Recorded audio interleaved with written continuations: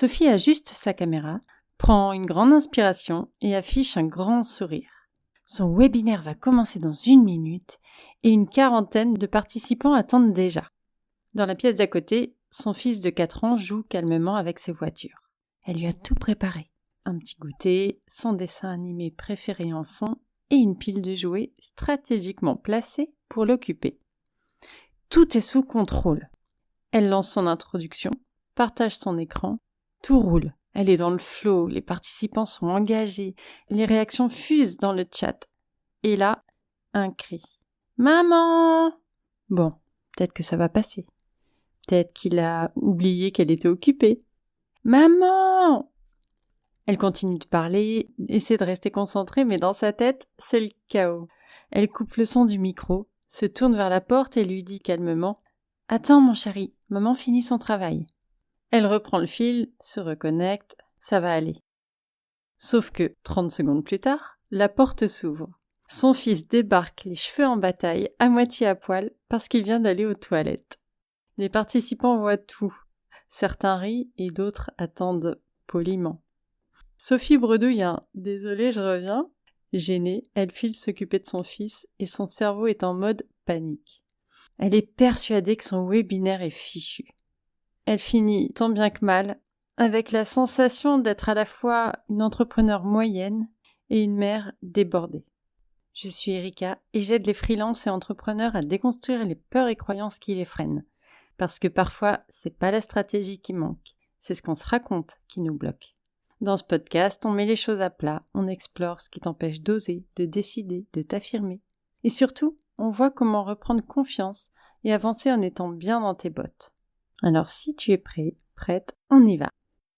Donc si tu es parent et solopreneur, ou encore pire, solopreneur et parent solo, quand on parle de conseiller business et parentalité, on imagine souvent forcément un équilibre parfait.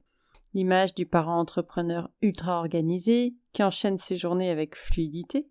Le matin, il bosse sur son business avec un café chaud. Et l'après-midi, il joue avec ses enfants, détendu, hyper présent. Il gère les repas du midi, du soir, il fait du sport. Et il trouve même le temps de lire un bouquin avant de dormir à 22h pile. Sauf que, tu le sais bien, cette image est totalement fausse. Dans la vraie vie, t'es en pleine concentration et quelqu'un crie « Maman » ou « Papa » dans la pièce d'à côté. Tu bosses le soir pour rattraper une journée bancale et ton cerveau tourne à vide. Tu jongles entre les mails, les devoirs, les goûters, les urgences clients et tu termines ta journée avec l'impression d'avoir été occupé non-stop, mais sans vraiment avoir avancé sur quoi que ce soit. Un enfant ne suit pas un emploi du temps fixe, on le sait. Un client peut débarquer avec une demande urgente. Une sieste peut durer 30 minutes ou 3 heures. Bref, c'est chaotique et c'est normal. L'idée, c'est pas de réussir à tout caser, c'est de trouver un rythme qui tient sur la durée sans s'épuiser. Parce que ce qui fatigue, c'est pas le travail en lui-même, c'est la gestion du chaos. L'impression de tout faire en même temps et en même temps de ne jamais en faire assez. L'impression que quoi que tu choisisses, tu vas sacrifier quelque chose. Alors, on s'imagine dans le plus beau des mondes, dans le parent idéal, qu'un bon parent gère tout, qu'un bon entrepreneur maîtrise tout. Et quand on est les deux, on se dit qu'il faut qu'on assure dans tout. Sauf que non, évidemment. Tu te lèves, tu prépares tes enfants, tu bosses sur ton business, tu cuisines, tu réponds aux mails, tu fais le ménage, tu passes une commande urgente, tu gères une crise client, tu lances une machine, tu postes sur les réseaux. Et après ça, tu t'étonnes d'être épuisé. Sincèrement, c'est pas du courage, c'est du sabotage. Alors, ouais, pourquoi on refuse de se faire aider ? Parce que on a tous de bonnes excuses. J'ai pas les moyens, je vais perdre trop de temps à expliquer à quelqu'un d'autre. Je dois montrer que j'y arrive toute seule. Je dis tout au féminin parce que c'est très souvent... ce syndrome de la Wonder Woman est très présent. On va pas partir dans les explications historiques du pourquoi les femmes ont besoin de prouver encore plus ce qu'elles sont capables de faire. Mais voilà, je dois montrer que je peux y arriver seule. Je vais paraître fainéant. On va penser que je suis fainéant si je délègue. Alors ouais, on a tous été conditionnés à croire que demander de l'aide, c'est un échec. Parce que ça veut dire, selon les légendes bien évidemment, qu'on n'est pas à la hauteur. Mais dans la réalité, dans la vie, dans les personnes qui réussissent, personne ne réussit seul en fait. Les entrepreneurs qui avancent vite et les parents qui tiennent sur la durée, tous sans exception, ils ont un système de soutien. Alors, quel pourrait être le tien ? Comment tu pourrais t'alléger ? Peut-être qu'en te disant que l'aide extérieure, c'est pas un luxe, mais le voir plutôt comme un levier. Par exemple, si tu te dis « j'ai pas les moyens de prendre une babysitter », ce que je peux totalement comprendre. Mais si, en 1 heure, sans interruption, tu peux boucler un projet ou quelque chose qui te ramène un client, est-ce que finalement ça va pas s'équilibrer ? Est-ce que ça va pas finalement être plus rentable ? Pour qu'ensuite, toi, tu puisses être vraiment présent avec ton enfant. Ça, c'est à toi de faire le calcul, de voir si c'est possible ou pas. Ensuite, il y a les automatisations. Ça te fait travailler moins, pas plus. Alors, ça te prend du temps de les mettre en place, je suis d'accord. C'est comme tout, c'est un investissement que là tu fais en temps et qui te rapportera quelque chose ensuite. Si tu regardes combien de temps tu perds à faire des tâches plus de 2-3 fois. Par exemple, envoyer des devis, répondre à des questions qui sont toujours les mêmes, planifier tes rendez-vous ou autres. Il y a des outils qui font ça à ta place. Si tu l'as pas encore, tu peux te créer un agenda en ligne. Moi, j'utilise cal.com, cal.com. Je crois que c'est gratuit et sincèrement, je le trouve super top. Il est vraiment bien. J'avais fait la comparaison avec Calendly et un autre, je ne sais plus. Bref, j'ai gardé celui-là et j'en suis très contente. Donc là, ça te permet, tu vois, par exemple, avec moi, mon client prend rendez-vous tout seul. D'abord, il choisit sa date. Ensuite, il règle le montant de la prestation. Il reçoit un email de confirmation pour ajouter dans son agenda avec le lien du Google Meet. Il reçoit un email également quelques heures avant, je crois, avant le rendez-vous. Et tout ça, c'est un gain de temps. C'est pas à moi de l'ajouter manuellement, de lui donner un lien Stripe et ensuite lui donner un lien calendrier, de lui renvoyer un mail de rappel. Tout ça, c'est fait automatiquement. Pareil pour la facturation automatique. Au lieu de la refaire 15 fois, 20 fois, 50 fois par mois, tu le fais automatiquement. Tu peux te créer aussi un fichier avec un mail type qui va répondre à des questions qu'on te pose régulièrement. Donc tu copies, tu colles, tu l'adaptes à la personne, mais en gros, tu as le plus gros qui est fait. Et niveau charge mentale, c'est quand même une sacrée baisse de charge mentale. En fait, tout ce que tu fais plus de 2 fois, tu peux l'automatiser. Tu peux trouver un moyen de simplifier ton organisation à ce niveau-là. Et forcément, moins de tâches répétitives égale plus d'énergie pour le reste. Ensuite, tu peux déléguer à la famille, si c'est possible. Si t'es en couple, forcément, t'as pas à tout porter. Les courses, le linge, la paperasse, est-ce que tout repose sur toi ? Peut-être qu'il y a besoin de rééquilibrer un peu les tâches. Je sais que si on est une femme et qu'en plus on est entrepreneur, on se dit oui, mais moi je suis plus peut-être à la maison, oui, mais moi j'ai quand même plus de temps parce que je suis là, parce que j'ai des horaires plus souples, etc. Mais t'as tout autant, même j'ai envie de dire plus de charge mentale. Et donc, faut pas culpabiliser à demander un partage plus équitable des tâches. Et si t'es solo, ouais, c'est plus compliqué, c'est clair, mais il peut aller dormir chez un copain, peut-être, ça peut te soulager le temps d'une soirée. Si tu vas au centre de loisirs pendant les vacances, t'as pas à culpabiliser non plus. T'as le droit de demander aussi à une amie ou un ami de le prendre quelques heures, parce que t'as le droit de souffler. En fait, lâcher du lest, c'est pas échouer, c'est pas être nul, c'est pas être incapable, c'est juste de la survie, en fait. Enfin, j'ai du mal avec survie parce que je préfère le mot vie, mais... Mais ce que je veux dire, c'est que si tu continues à vouloir tout faire tout seul, tu vas te cramer. Tu vas être fatigué, tu vas être aigri, tu auras moins d'énergie dans ton business, forcément tu seras moins efficace, tu seras moins attirant, entre guillemets, enfin on va moins venir vers toi parce qu'on va sentir qu'il y a ce manque d'énergie. Et demander de l'aide, c'est ce qui va te permettre de durer. Et puis, franchement, donner un petit déj à ton gamin un soir par semaine, c'est pas bien grave. Je dis ça parce que quand j'étais petite, très souvent le dimanche soir, c'était petit-déj. Alors nous, on adorait, maintenant je comprends pourquoi. Mais à l'époque, on était contentes, ma sœur et moi. Bref, j'en étais où ? Oui, je voulais aborder aussi le sujet du perfectionnisme. Ouais, tu veux que tout soit nickel.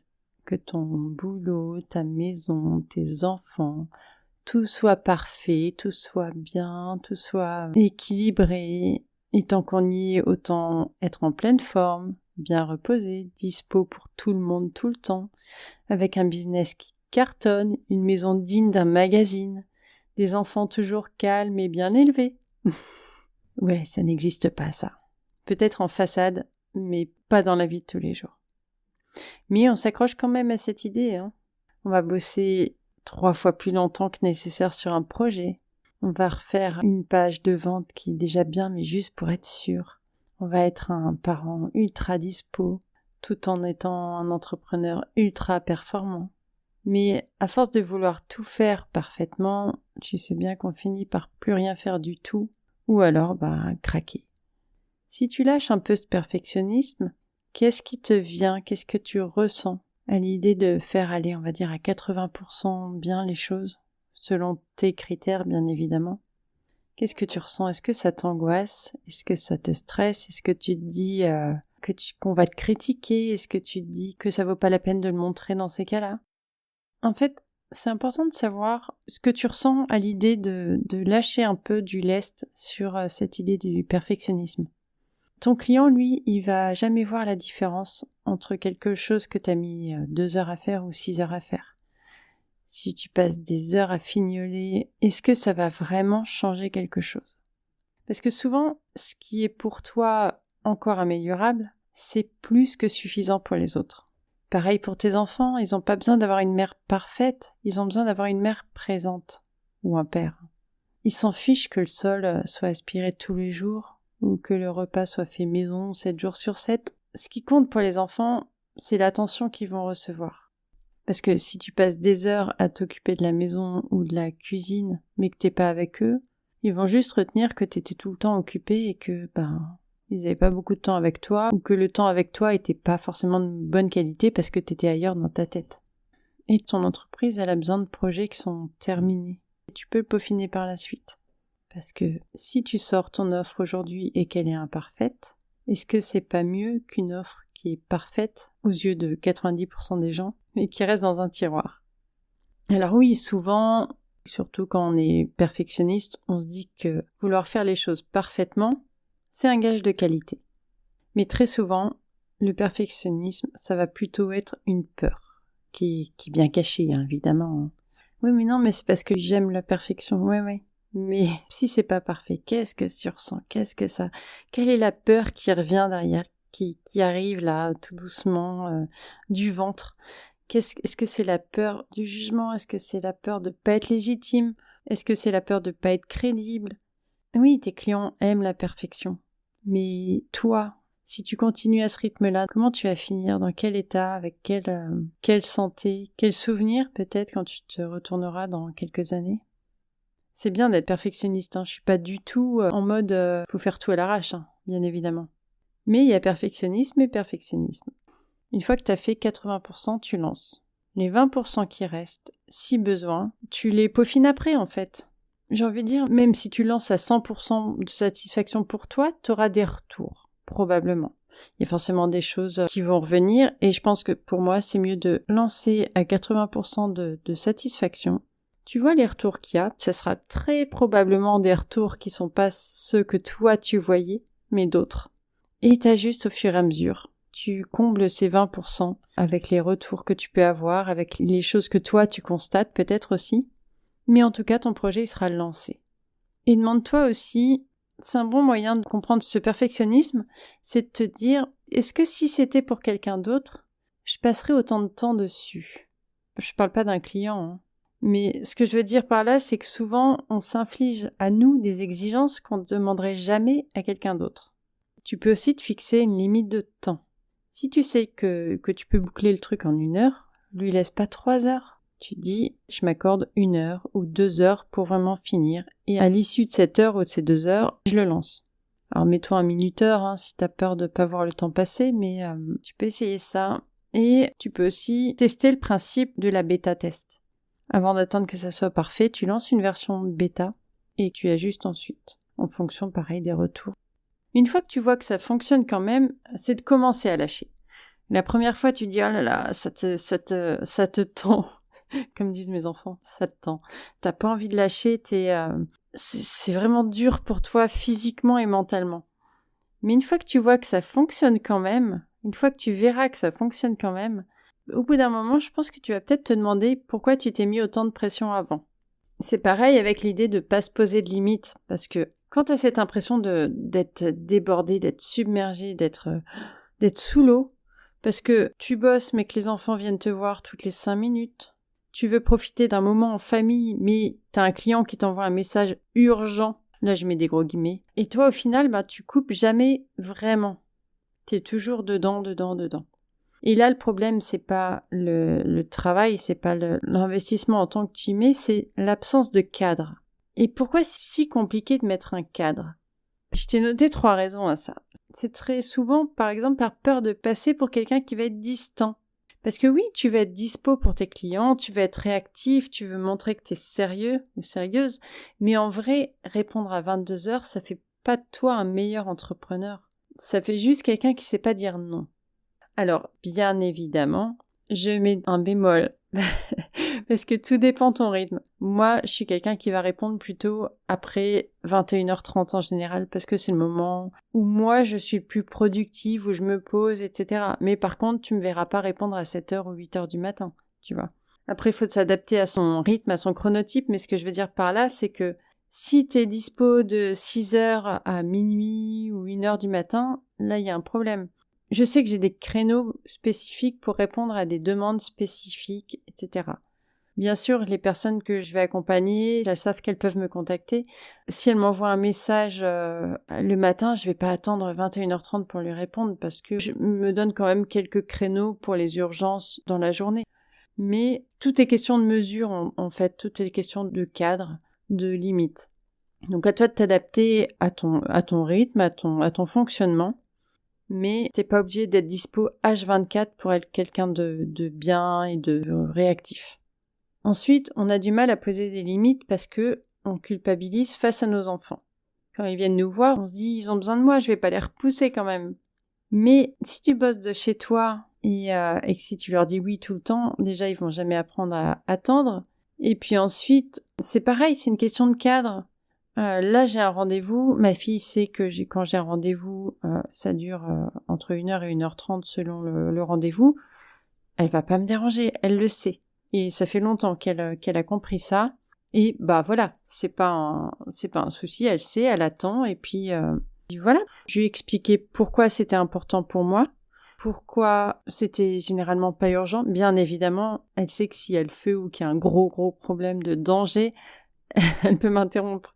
Mais voilà, tout est question de communication en fait. Poser les règles, le pourquoi c'est important, je trouve, d'expliquer quand même, mais mettre les règles au clair. Et plus elles seront claires, plus elles seront respectées. Et le fait de bosser chez soi aussi, c'est un peu plus compliqué parce que on travaille là où on vit. Donc s'il n'y a pas de séparation physique, il n'y a pas de séparation mentale, forcément. Donc on est toujours un peu en mode boulot, un peu en mode parent, mais sans vraiment être à fond dans aucun des deux. Mais ce qui se passe quand tu poses pas de limites, c'est que tu bosses tout le temps mais mal. T'es en mode multitâche H24. Tu bosses avec des interruptions non-stop et est-ce qu'il aurait dû te prendre 1 heure, t'en prends 3. En plus, tu vas être moins présent pour ta famille parce que quand tu bosses, t'es dérangé. Quand t'es avec eux, tu penses encore à ton dernier mail. Et t'as cette impression d'être toujours en train de courir et de jamais avoir de repos. Donc, poser ses limites, c'est pas une option en fait, c'est une nécessité. Le meilleur moyen pour ça, c'est de créer des règles claires et de s'y tenir. Tu peux te poser des rituels, pas forcément de te dire ça sera à telle heure, mais au moins de te dire 5 minutes dans la journée, je fais ça. 5 minutes, je vais me promener, j'en sais rien, ou un café sur le balcon, changer de fringue. Un truc qui te dit là je commence et là j'arrête. Ce petit rituel de début et de fin de journée qui te fait dire je passe en mode maman ou papa, je passe en mode amoureux, je passe en mode travail. Un rituel, quelque chose de récurrent, un geste, n'importe quoi qui te fait dire là ça commence et là ça s'arrête. Tu peux aussi choisir un espace qui va être dédié au travail, même s'il est symbolique. Ça peut être un bureau, un tapis de sol, un endroit de la pièce, peu importe, mais te dire en fait que quand t'es là, tu bosses. Et quand t'y es pas, ta journée de travail est finie. Tu peux mettre aussi un repère visuel pour tes enfants. Un casque, un panneau, un minuteur. Et c'est pareil avec tes clients, essaie d'avoir des horaires clairs. Tu peux aussi, par exemple, mettre un message à un répondeur automatique sur tes mails qui dit « Je réponds aux mails entre telle heure et telle heure » ou « de telle heure à telle heure et de telle heure à telle heure ». Après, c'est ma famille qui passe en priorité ou peu importe, voilà. Si t'en ressens le besoin parce que tu culpabilises de pas répondre, tu peux le faire. Encore une fois, poser des limites, c'est pas être égoïste, c'est juste tenir sur la durée. Si tu coupes jamais, tu vas finir à bout. Si tu bosses et que t'es sans arrêt interrompu, tu vas avancer moins vite. Si tu laisses les autres décider de ton emploi du temps, t'auras plus aucun contrôle. Les limites, ça ne t'enferme pas, ça te libère. Alors, l'objectif, c'est pas de te caler sur un planning parfait où tout roule comme sur des rails, hein. Parce qu'on sait que entre les clients qui ont des urgences et les enfants qui débarquent avec une gastro ou une grippe, les journées, elles se passent jamais comme prévu. Donc, l'idée, c'est juste d'avoir une structure qui soit assez souple quand même pour s'adapter aux imprévus. Parce que si c'est trop rigide, dès qu'il y a le moindre petit décalage, tout va s'effondrer. Et si t'en as pas du tout, tu vas passer tes journées à courir après le temps sans jamais savoir ce qui est prioritaire. Alors l'équilibre, il va se trouver là. Avoir une ligne directrice, mais savoir aussi ajuster. Tu peux faire beaucoup de choses, mais pas tout. Et certainement pas tout en même temps. Alors, chaque jour, tu peux noter 3 tâches, 3 choses, 3 objectifs, 3 choses essentielles à faire. Si tu fais ces 3 choses, ta journée est réussie, et le reste, c'est du bonus si t'en as mis plus. Et ça marche parce que ça va t'éviter de passer ta journée à faire des petites tâches secondaires là qui donnent l'impression d'être occupé, mais sans rien faire avancer d'important. Alors, ces exemples de 3 tâches dans ta journée, tu vois, je vais te donner des mauvais exemples. Répondre à 10 mails, refaire ton site, faire une story Insta, corriger un document et regarder un tuto sur la productivité. Non. T'es d'accord que faire tout ça en une journée, peut-être que tu l'as dans ta liste, mais si tu n'arrives pas à le faire, c'est pas très surprenant. Ou alors je sais pas comment tu finis ta journée. Par contre, tu peux noter, envoyer un devis, ou 2 à la limite, enfin tout dépend si c'est automatisé ou pas en fait. Finaliser un projet client et planifier un appel. Prioriser, c'est pas faire moins, c'est faire mieux, on est d'accord. Parce que là, la première liste, là, t'aurais pu le faire, hein, mais t'en serais pas satisfait, je pense, et tu reviendras dessus un autre jour. Donc voilà. À la limite, les autres, tu te les mets en bonus si vraiment t'as le temps. Mais dans tous les cas, tu seras content d'avoir coché ces 3 choses prioritaires. Ensuite, c'est important aussi d'avoir des moments pour bosser, mais aussi pour souffler. Si t'attends d'avoir le temps, ça va jamais arriver. Il y aura toujours quelque chose à faire. Donc bloque des créneaux dédiés au travail, des créneaux, mets-toi dans ton agenda des pauses. Et j'ai envie de dire, ça c'est quelque chose qui peut marcher pour toi, par exemple, mettre des pauses dans un agenda. Quand je parle de pauses, je parle des pauses réelles, hein, pas 2 heures de faux repos où ton cerveau il reste branché sur le boulot, mais juste 30 minutes d'autre chose, en fait. Mais voilà, je te donne des conseils entre guillemets, mais par exemple, c'est pas des choses qui marchent pour moi parce que ça s'affiche dans mon agenda, je vais faire ok, ouais, mais là je suis occupée, voilà. Par contre, ce qui peut marcher pour moi, c'est de me dire oh là là, je ferais bien un peu de yoga là, ou j'irais bien faire des courses histoire de prendre l'air, ou voilà, peu importe. Et c'est de me dire bon bah si j'en ai envie maintenant, je le fais tout de suite. Et en fait, faut pas laisser le temps au cerveau de trouver une excuse en fait. Ok, là j'en ai envie, là j'y pense, c'est que j'en ai besoin, je le fais tout de suite. Et donc tu peux me voir en train de bosser, puis d'un seul coup je me lève, je vais sauter, je vais sortir mon tapis de yoga ou autre, et voilà, parce que ça sera le moment. Et quelquefois ça dure juste 10 minutes, 10-15 minutes. Et c'est ok en fait, ça m'a fait du bien et je peux repartir d'attaque. Voilà. Et ensuite, accepter qu'il y ait des périodes de déséquilibre, c'est assez important quand même. Parce que t'as beau organiser tes journées, tu sais bien, j'en ai déjà parlé il y a pas longtemps dans un épisode, il y a des phases où ton business, il va plus passer en priorité, d'autres où ça sera ta famille, et c'est ok. Parce que le problème, c'est pas d'avoir des périodes de déséquilibre, mais c'est de croire qu'il faudrait toujours être parfaitement équilibré. Si tu sais que les vacances scolaires sont plus chaotiques, tu vas pas prendre trop de clients en juillet-août. Tu vas charger tes lancements en septembre. quand tout le monde reprend un rythme qui est plus stable. Ça va t'éviter de te battre contre la réalité et te permettre de garder de l'énergie. Un rythme, c'est pas un carcan dans lequel on s'enferme, c'est un guide. Si c'est trop rigide, ça casse. Si c'est trop mou, si c'est trop flou, ça s'éparpille. Le bon rythme, c'est celui qui va toi te convenir. Alors, je te pose cette question, est-ce que ton rythme actuel te permet de tenir sur la durée? Sur 1 mois, 1 an, 10 ans?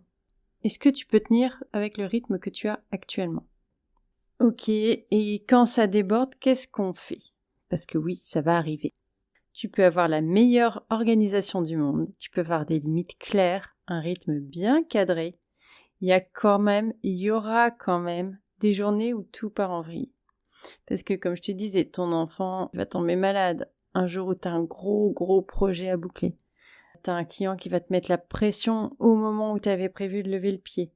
Et dans ces moments-là, le risque, c'est de paniquer, d'essayer de compenser en bossant à n'importe quelle heure, de s'auto-flageller en se disant qu'on est incapable de gérer.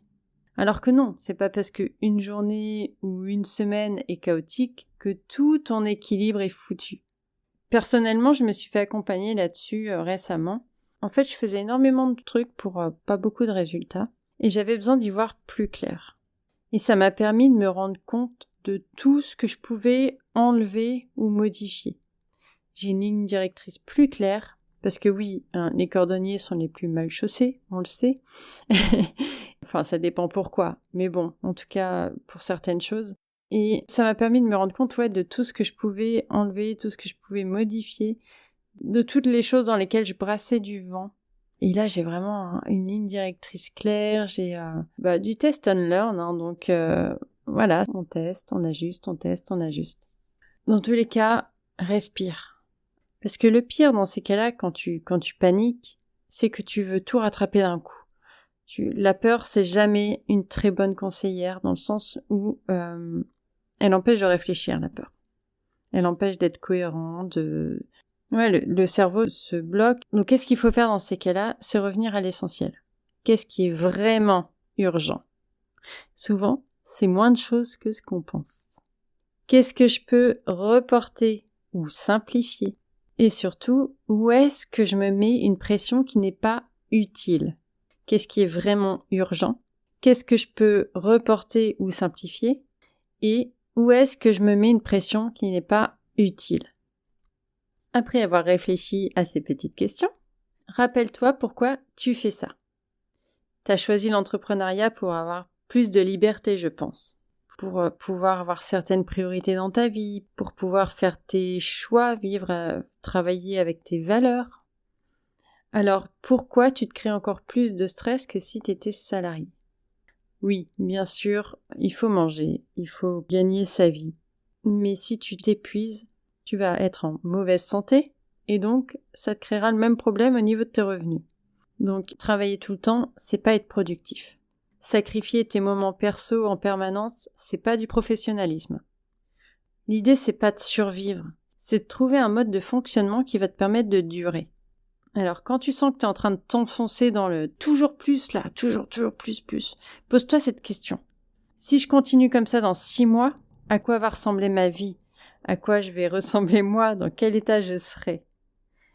Et si la réponse te fatigue d'avance, c'est qu'il y a peut-être quelque chose à ajuster.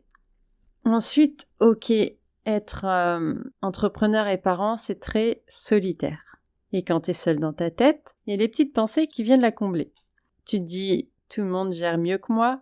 Tu t'auto-flagelles en regardant les gens qui réussissent, entre guillemets, encore une fois, parce que la réussite, c'est subjectif. Et puis surtout, on nous montre ce qu'on veut. Et tu te racontes que si c'est dur, c'est que tu fais quelque chose de travers. Alors qu'en fait, si tu parles avec d'autres entrepreneurs et parents, tu verras que déjà, tu vas réaliser que tout le monde galère plus ou moins. Si c'est pas le cas, tu vas peut-être apprendre des astuces ou des retours d'expérience qui vont te faire gagner du temps. Et puis surtout, quand on sait qu'on n'est pas seul, il y a quand même beaucoup de pression en moins. Alors peut-être que tu peux rejoindre un groupe d'entrepreneurs. Moi, je suis dans l'ABC, dans l'Anti-Business Club. C'est vraiment sympa, j'aime beaucoup la mentalité les valeurs de ce groupe. Écoute, je te mets le lien si jamais ça t'intéresse dans la description de l'épisode. Bref, pour conclure cet épisode, l'équilibre, c'est du réglage en continu. Il n'y a pas de formule magique. Il y a des jours où tout va rouler et des jours où ça sera un bordel sans nom. Il y aura aussi des jours entre les deux, évidemment. Mais ce qui compte, c'est pas d'avoir une organisation parfaite, c'est d'avoir une organisation qui tienne sur la durée. Des priorités claires, des rituels, des limites, des ajustements. C'est comme ça que tu vas avancer sans te cramer. Et d'ailleurs, c'est quoi, toi, ton plus gros challenge en tant que parent entrepreneur? Je serais assez curieuse de savoir. Si tu veux me répondre, ça serait trop cool. Je te souhaite une bonne semaine et je t'embrasse. À bientôt.